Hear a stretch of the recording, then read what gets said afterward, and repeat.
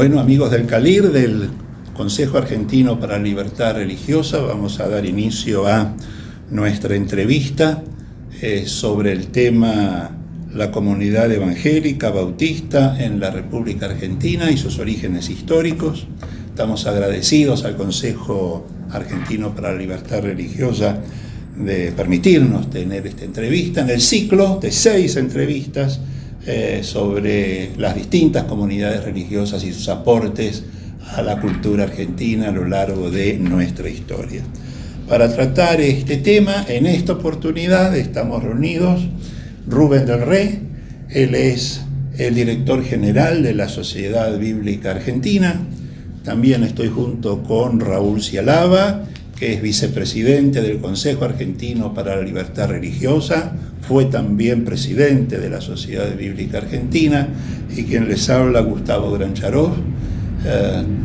Participo como vocal en la comisión directiva del Consejo Argentino para la Libertad Religiosa y también estoy sirviendo como uno de los vicepresidentes de la Sociedad Bíblica Argentina en este momento. Y bueno, vamos a entrar a nuestro tema directamente, y a mí me gustaría comenzar diciendo que el primer registro de un evangélico en nuestras tierras es el de Ulrico Schmidl. Ulrico Schmidl fue el cronista de la expedición de Pedro de Mendoza, que estuvo en el Río de la Plata en los años 1536-1537. La Reforma Protestante había comenzado en 1517, quiere decir que estamos 20 años después de la Reforma Protestante, y sabemos positivamente que en algún momento de su vida Ulrico Schmidl optó por la Reforma Protestante y fue luterano. No sabemos con exactitud si eso ocurrió antes de que llegara al Río de la Plata o ocurrió después, pero lo cierto es que el primer protestante que tenemos registro pisó esta tierra y que conocemos con nombre y apellido fue él. Quizás en la tripulación de esos barcos habría también marineros holandeses o alemanes que también hubieran optado por la Reforma Protestante, pero no los conocemos. Al que sí conocemos es a él, y como ocurre siempre, cuando hay un protestante o un evangélico, hay también una Biblia que trae entre las primeras cosas de su equipaje. Y quizás uno de los primeros temas para hablar con Rubén, que es el director general de la Sociedad Bíblica Argentina, sea este, ¿no? El del aporte de la comunidad evangélica como difusora y distribuidora de la Biblia aquí en nuestro país. Así que, Rubén, me gustaría escuchar lo que sabés sobre este tema. Bueno, gracias, Gustavo. Justamente recién haces mención a la Reforma Protestante, y que tal vez tenía como primer punto que todo el mundo tenía que tener acceso a la Biblia. Por eso está tan unida la difusión de la fe evangélica, justamente con la posibilidad de que las personas tengan acceso a la Biblia, que como creemos es la palabra de Dios. No era tan fácil en esos primeros siglos de la colonia. La Biblia, en sus traducciones al español y en sus traducciones protestantes, figuraba dentro de la lista de libros prohibidos por la cédula de la Inquisición de Felipe II, del año 1569.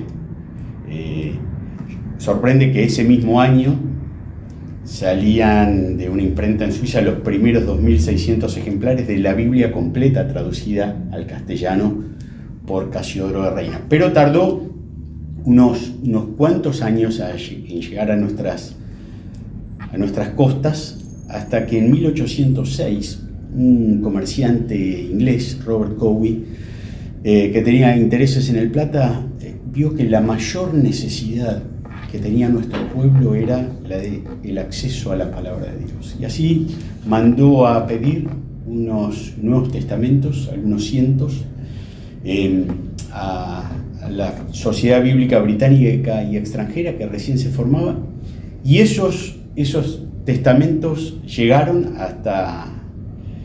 No pudieron ingresar directamente a Buenos Aires, había este conflicto con Inglaterra en ese tiempo, pero se desembarcaron en Uruguay y algunos llegaron hasta Buenos Aires. De hecho, uno de los ejemplares estaba en poder del presbítero Manuel Alberti, miembro de la primera Junta de Gobierno. Exactamente, de la primera Junta de Gobierno surgida del Cabildo Abierto de Mayo, ¿no?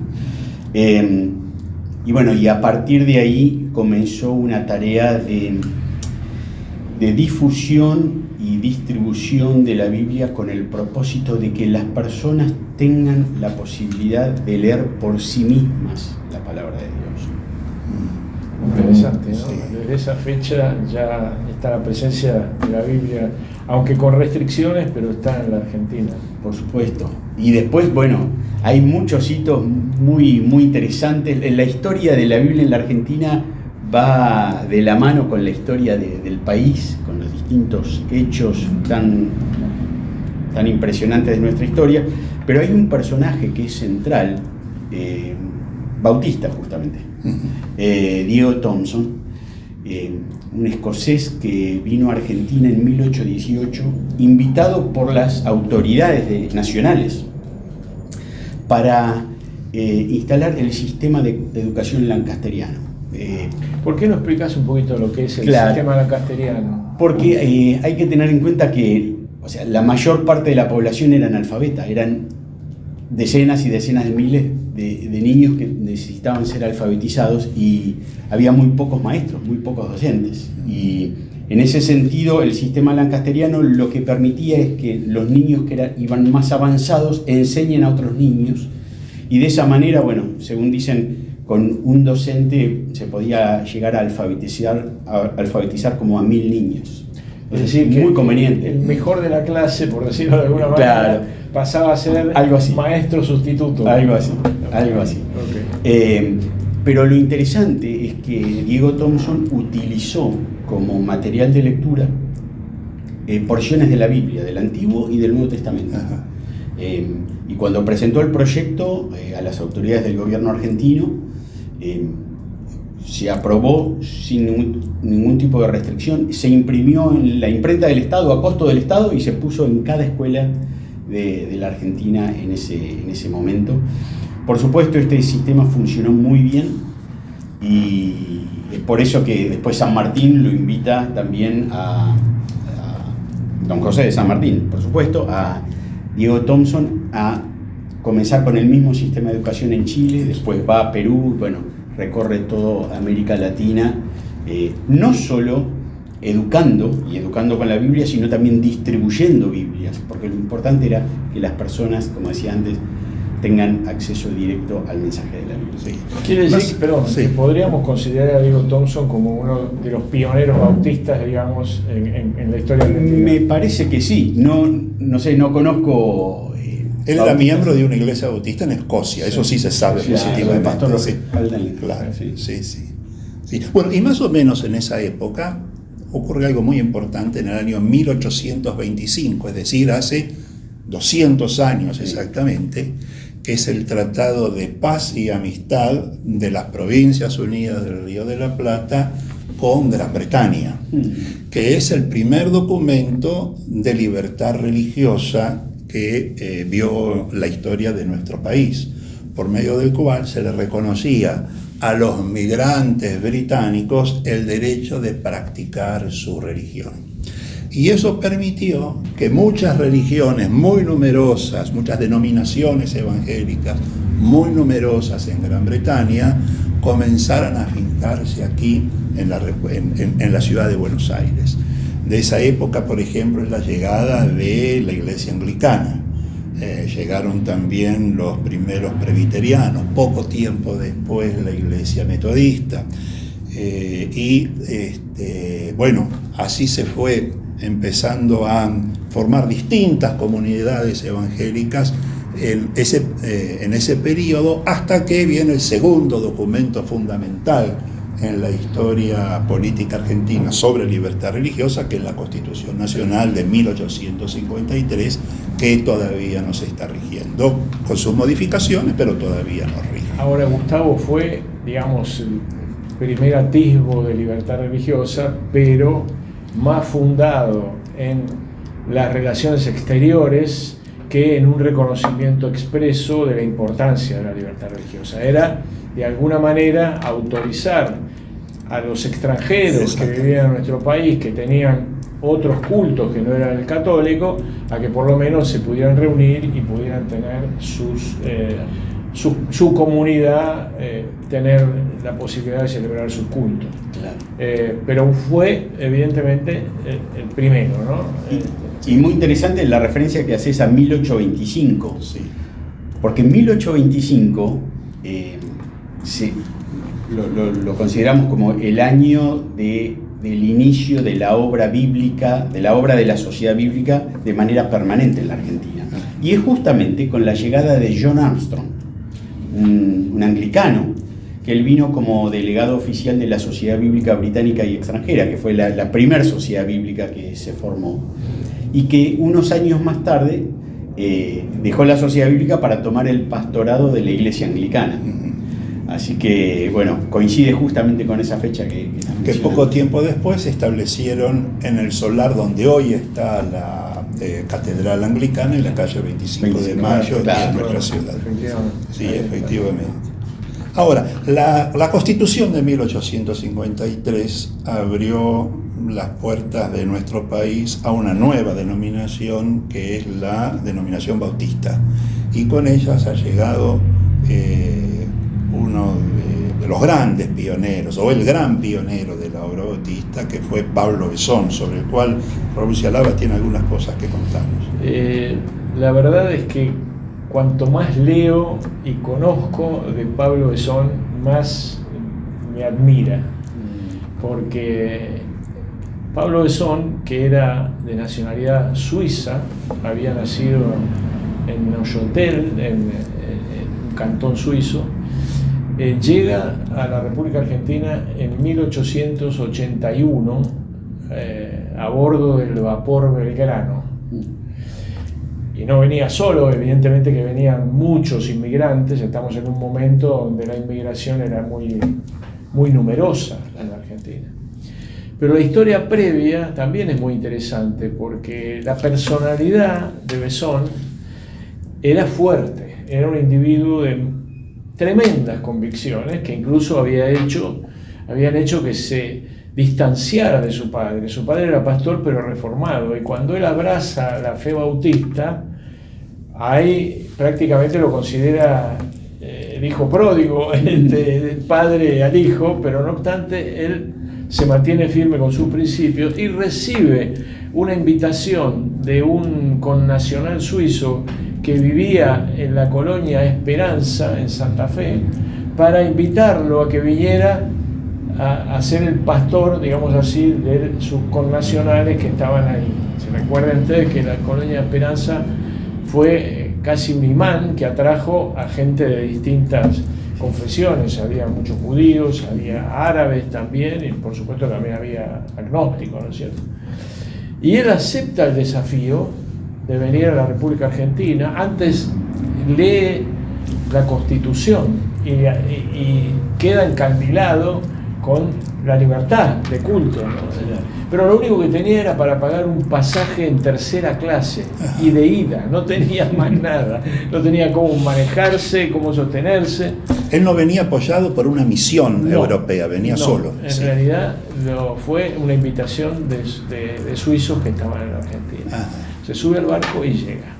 Pero dice que al poco tiempo se desilusiona, porque cuando ve cuál era la realidad en materia de libertades, dice, ¿dónde estoy? Pero rápidamente no sabía una palabra de español, aprende el idioma, y los primeros años parecía, dicen las crónicas, ¿no?, un verdadero paisano, porque andaba a caballo recorriendo los pueblos y predicando y llevando las enseñanzas del Evangelio. Hasta que en un determinado momento recibe una invitación también de los suizos y franceses que estaban en Buenos Aires, invitándolo para que viniera a la gran ciudad, digamos. Pero el comienzo fue un comienzo rural y muy duro. Pero en esos primeros años él se dio cuenta de que las injusticias que había en cuanto a las desigualdades en el trato hacia aquellos que no profesaban la religión católica era tremenda. Hago un paréntesis porque les pregunto, hoy en día sería casi imposible imaginar que aquellas personas que profesaban otro culto no podían ni registrarse para casarse, no había reconocimiento del casamiento, ni registrar a sus hijos, ni morirse. Eso, no tenían acceso a los cementerios. Claro, digo ni morirse porque hay una frase de Besón muy interesante. Cuando se muere, estando en Santa Fe, una nenita de 9 años, quisieron enterrarla en el cementerio, fueron, y el fraile que tenía el manejo de la llave del cementerio le dijo que ese no era un lugar para herejes. Entonces se presentó el gran problema, bueno, ¿qué hacemos? Y aún yendo en contra de las disposiciones, esa nena fue enterrada en el jardín de su casa. Y él decía, el Estado nos autoriza a vivir, pero no nos autoriza a morir. ¿No? Raúl, más o menos en esa época, estamos hablando de los años 1880 en adelante, sí. Tenemos en la historia argentina un movimiento que es la generación del 80. La generación del 80 que empieza a producir algunas leyes que fueron muy importantes después para la historia del país y para la formación de la nacionalidad argentina. Así es. Pablo Besón, ¿tuvo alguna participación en esas leyes? Totalmente. Él fue un individuo que creo que cayó justo en el momento histórico para defender las ideas que él tenía como motivo de su vida, ¿no? De hecho, trató con todos los grandes personajes de la generación del 80. Él era amigo de Florentino Ameghino, por ejemplo, que sin ser un creyente se sorprendía por la altura de debates que podía tener. Es más, dice que iba a la biblioteca, le pedía libros a Ameghino para después poder hacer un debate y rebatir las ideas de Ameghino, y Ameghino lo respetaba enormemente en ese sentido. Pero fue un individuo, piensen en la época y en las condiciones en que actuaba. Sus escritos eran publicados por el diario La Nación, eran publicados por la prensa, por la Capital de Santa Fe, por el Nacional, es decir, que accedía por el nivel alto, no solamente de fundamentos teológicos, sino de argumentos civiles para mejorar la sociedad argentina, era muy respetado, muy respetado. Y él de alguna manera es una de las personas más influyentes para que se sancionara la ley 1565 del registro civil, porque hasta ese entonces no existía.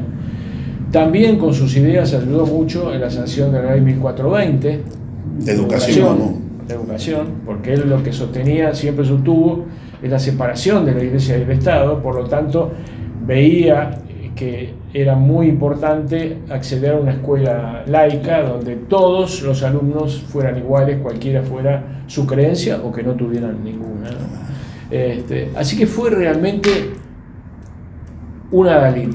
Creo que la historia debería darle un papel mucho más importante del que se le dio, porque trabajó por la convivencia interreligiosa, porque de hecho él no iba a hablar solamente cuando pedía por los bautistas, sino que hablaba por los judíos, hablaba por gente de cualquier otra creencia, pero siempre buscando la mejora de la sociedad en la cual vivía.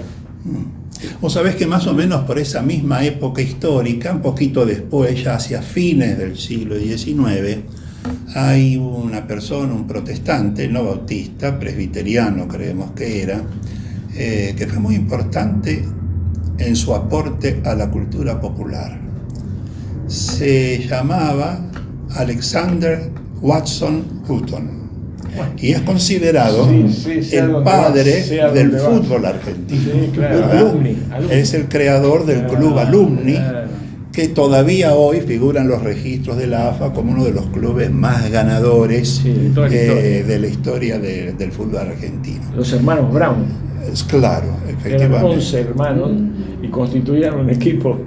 Sí. De modo que el fútbol, que es una pasión que nos ha abarcado a todos los argentinos, un deporte que empezó a jugarse en ámbitos evangélicos, en escuelas evangélicas y en ámbitos evangélicos. Déjame que te diga algo, ¿no? Si hoy don Watson tuviera oportunidad de ver en qué derivaron los hinchas del fútbol argentino... Pero tendría puesta la camiseta con las 3 estrellitas seguro, pero se volvería a la tumba.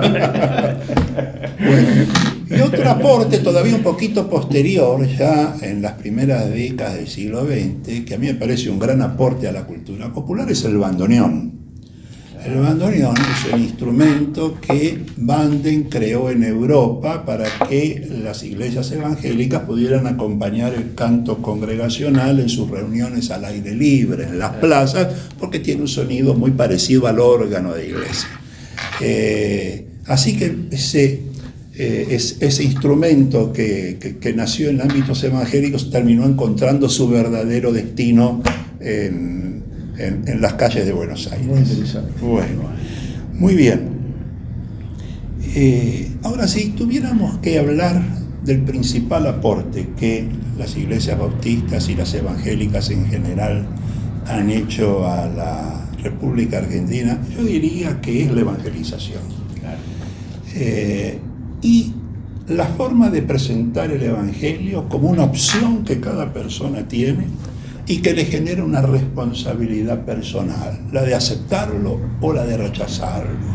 Y que esa es la decisión más importante que una persona puede tomar en el transcurso de su vida, porque tiene efectos no solo para la vida presente, sino para toda la eternidad también. A mí me gustaría que hablemos un poquito de ese punto central de la identidad evangélica, que es la predicación del Evangelio y las misiones. Bueno, ahí la Biblia tiene un papel fundamental, ¿no? Digamos que ese dicho que cada niño viene con un pan abajo del brazo, cada evangélico viene con una Biblia abajo del brazo, ¿no? Y eso creo que es la base de la evangelización, ¿no? Sí, sí. Bueno, me encantó la presentación que hiciste, o la definición sobre la contribución fundamental, porque sin lugar a dudas es esa. Bueno, parte de la gran comisión que dio el Señor Jesucristo antes de ascender a los cielos, ¿no? De ir por todo el mundo y predicar el Evangelio, este mensaje que vos dijiste tiene impacto para el tiempo y para la eternidad, y ante el cual cada uno de nosotros tiene que tomar una decisión, tiene que dar una respuesta. Sin lugar a dudas, podemos decir que los evangélicos, los cristianos, nos ocupamos de todas las necesidades de las personas. Y el testimonio de las iglesias pasado y también presente justamente avala esto. Pero principalmente las necesidades, lo que tiene que ver con la eternidad. Pero eso es interesante darnos cuenta que también se ve avalado por obras para ayudar a la sociedad en todos los aspectos. Esa predicación de Cristo como único Salvador, quien puede redimirnos de los pecados, reconciliarnos con Dios, darnos vida eterna, darnos una paz verdadera y duradera, estuvo acompañado también por obras de amor cristiano en los momentos de mayor necesidad. Y tenemos testimonios, perdón que soy un poquito autorreferencial acá, bueno, no de mí, sino de algún antepasado. Escuchaba la historia de un bisabuelo mío que vino como inmigrante de Australia, y que en la época de la Primera Guerra Mundial él había venido a predicar el Evangelio en la localidad de Zárate. Junto con su esposa, pusieron la olla popular. Había tremenda necesidad en medio de nuestro pueblo, pero es solamente una pequeña muestra de la obra que ha acompañado la predicación del Evangelio en muestras de amor y caridad cristiana a lo largo del país. A mí me parece que, completamente de acuerdo con lo que decís, ¿no? Pero en la predicación del mensaje del Evangelio tiene, además del aspecto personal de salvación, tiene un aspecto superador innegable. Yo no conozco ninguna persona, cualquiera sea su condición social, sea una persona con una amplia cultura general o casi un analfabeto, que a partir de la lectura de la Biblia, de la aceptación del Evangelio, no se haya superado socialmente. Esto es fenomenal. Por eso creo que el mensaje del Evangelio es para todas las personas. No podemos decir, bueno, es solo para los pobres o es solo para un sector. Abarca a todos y el efecto es exactamente el mismo en cada persona. Y esto es realmente muy importante de recalcar. Bueno, y es algo que el mensaje de la Biblia produce en las personas. Ya lo decía el salmista, ¿no? Cuando decía que la exposición de tus palabras alumbra, hace entender a los simples, o también que hace sabio al sencillo.